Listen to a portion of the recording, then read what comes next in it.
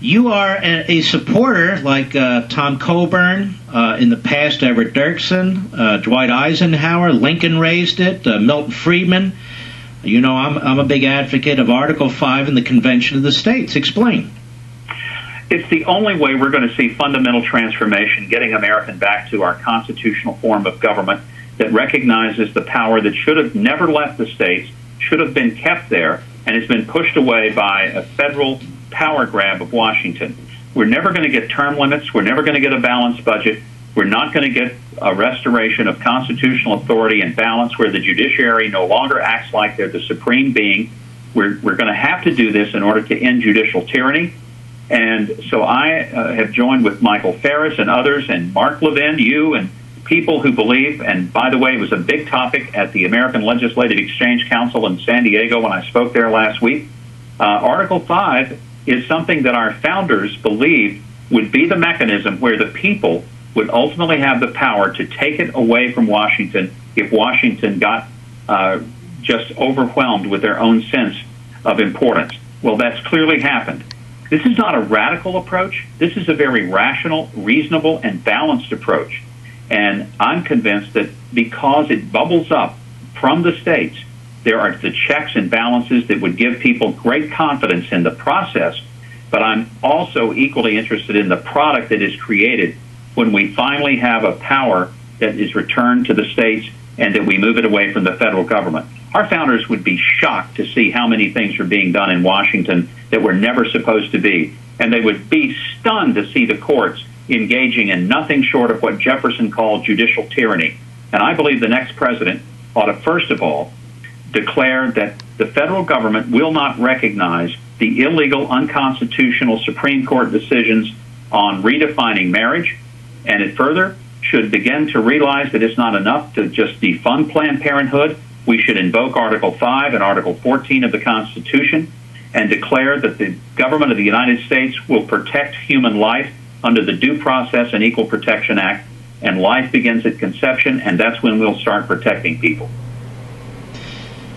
I may be wrong. I think you're the only person running who supports Article 5 in the Convention of the States, and I dare say that almost every single framer of the Constitution right now would be arguing for it. I don't understand these arguments that say, what are you going to do with a runaway convention? There can't be a runaway convention since 3/4 of the state legislatures still have to ratify as if they came out of Congress. Well, Mark, I'm more concerned about the runaway Congress and the runaway court and the runaway executive branch that we already have. When people talk about what if the states run away, good gosh, we've already got a runaway government. All three branches are out of control. None of them are doing their constitutional duty of checks and balances and limitations of power. And the Convention of the States is the one way that we wrestle this steer to the ground and put the rope around his legs. Tell us a little bit in the couple of minutes we have left. How's your campaign going, and how are you thinking you want to proceed here? And do you have a strategy you want to tell us about? Mark, we think it's on track. I mean, we know that it's like NCAA tournament. Everybody talks about who's ahead, who's going to be the nominee. But this is like saying, will Kentucky and Duke be in the Final Four? And my answer is not if they don't win the early contest. So I'm in Iowa right now. I'm spending a lot of time here, South Carolina, the early states. We know that it's not what kind of press coverage you're getting, how much rah-rah the media gives you, how many people blow smoke up your skirt and tell you that the greatest thing since sliced bread. It's have you organized in these early states, and do you have people who have committed to come and caucus for you in places like Iowa and go vote for you in South Carolina, New Hampshire. So we're doing the fundamental things that helped us come in second 8 years ago. And 8 years ago, Mark, we had a dime to the dollar of Romney, McCain, and the other candidates. We're never going to be funded as well as some of the guys. I get that. But we also learned it's not just about the money. You've got to have a message. You've got to be able to articulate it. And I'm convinced that this is one of the reasons that I'll end up being the nominee of our party. I know that'll be a great shock to some establishment Republicans and to some of the people in the Wall Street to Washington axis of power who probably I'm not their first choice. But we've got to get this country back on track, and we've got to make sure that we again respect the Constitution, And I don't understand how people can go to Congress or become president, put their hand on the Bible, swear that they'll uphold the Constitution, and then I wonder, my gosh, have they even read it?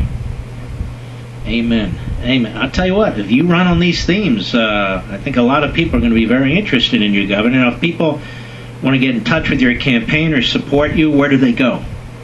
They can go to MikeHuckabee.com, which is our website. They can get information there. My Facebook page, which of course is Facebook/Mike Huckabee.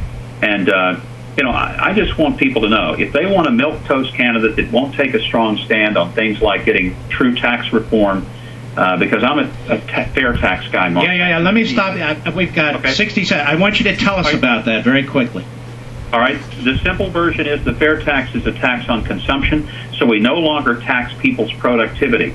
It's a crazy thing, and I hope to come back sometime. I'd love to tell you how the fair tax helps us deal with illegal immigration.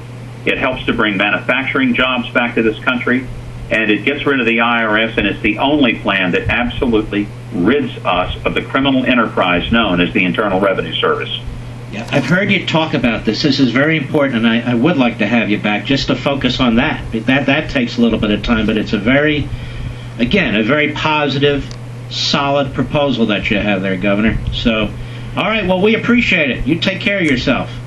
Thank you, Mark. Real pleasure to be here. Thank you. All right, take care.